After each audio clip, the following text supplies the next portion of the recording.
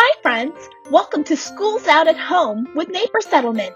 This video will help you create a woven basket with our basket weaving craft kit. For this craft, you need to be able to tie a knot. If you look in your packet, there are some instructions on how to tie a knot, which you can look at with the help of your adult. I have a feeling you might need a little help with learning how to weave a basket. Don't worry, I have some friends who are ready to help. Today, your craft kit crafters are Erin and Rachel. They can't wait to learn and craft with you. But before we get started on weaving a basket, let's learn about its history. Humans have been weaving baskets from natural resources such as bark, reeds, and grass for as long as anyone can remember. Because these natural materials break down and deteriorate or become worse over time, it is difficult to determine exactly how long it's been, but it's been for a really long time.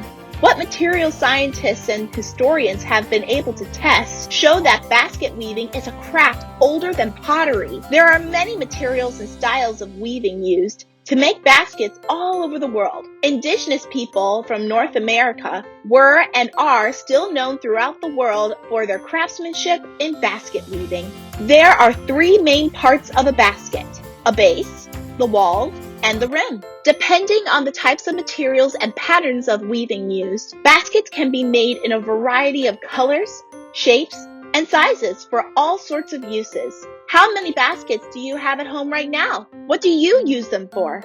Before we get started on crafting, we have to gather up all of our materials. Here are the materials you should have in our basket weaving craft kit: a paper plate, yarn, beads, and directions. And here are the materials you should have at home that you need: scissors, pencil or pen, and tape. Do you have all of your materials? Then what are we waiting for? Let's get started. Take it away, Erin and Rachel. Here we go.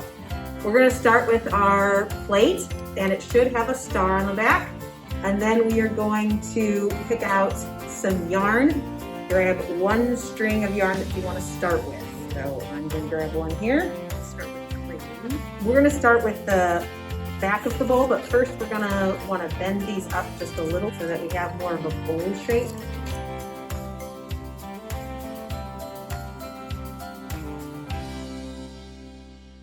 Sorry, I'm slower than Erin. And then we are going to find the piece on the back that has the star on it, and that's going to be our starting spot. We're going to string our yarn through.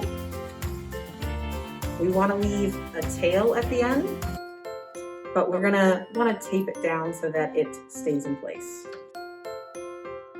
And then all we're going to do is weave it between each section. So we're going to keep weaving all the way around until we get towards the end of our string.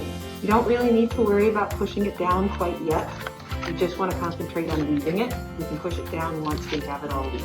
Now as we get towards the end, we want to leave a little bit of the tail out, because what we're going to do is pick a new piece of yarn. It doesn't matter, pick any color you want, and you're going to tie it to the other yarn. And then you're just going to keep weaving. Don't worry about the tails yet. You're just going to keep going around the paper plate. Don't worry if you lose track. Just look back at the ones you did before. You'll find your spot. If you're not great at keeping it down, what you can do is once you've finished a string and you've tied the other one on it, then you can push that down. We're just going to tie another one on here. As you see, this might take you a little time. Kind of plan out your design as you go, what colors you might want to do. It could be random. I think we're going for an ombre effect here. So you can see we're going to start to fold them up even more so that we create more of that bowl shape. So if you're having trouble being as tight as Miss Erin, then kind of just gently push it down as you go. So what we're going to do is we're going to cut off some of our ends that are kind of getting in our way here and do a little maintenance. We don't need to do this on all of them, but some of the ones that are a little long for us, we're going to keep going. We have to go near the top. You can always curve the bowl up more, bend it more if you want, or a deeper bowl shape. It's kind of up to you and your artistic eye. Remember, if you lose track of where you are, you can always probably better see it on the bottom than on the top sometimes. You can always flip it over and see where you're supposed to be, under or over. You might find the top is a little bit more harder to weave than the bottom is. So we're actually aiming to get all the way up to kind of the ridge right up there. That's the goal.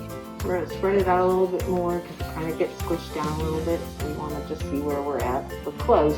So if you chose the wrong color, all you need to do is go back to where you tied, cut it off, and just retie the correct color. So what we're going to do, because we've actually reached the top on a couple of our sections, we're going to stop weaving now, and we're going to tie first the end string so that it secures our weave. You can also have a parent or a guardian do this for you if you're struggling. Then what we're going to do is trim off some of our ends here, and then we're going to fold the lip over on the end, on the outside. We create the rim of our bowl. You can also kind of spread your yarn out on those sections to make it a little bit more even. And then what we're going to do is actually kind of tuck those extra pieces where it was tied kind of into the bowl there. So it kind of hides them a little bit. You can use a pencil, your fingers. So the bottom of the bowl, the inside, what you can do is with your extra yarn, you can actually use your yarn to cover up that centerpiece, or you can use a piece of felt and cover up that little centerpiece if you want. You can use tape or glue, and then your bowl is done.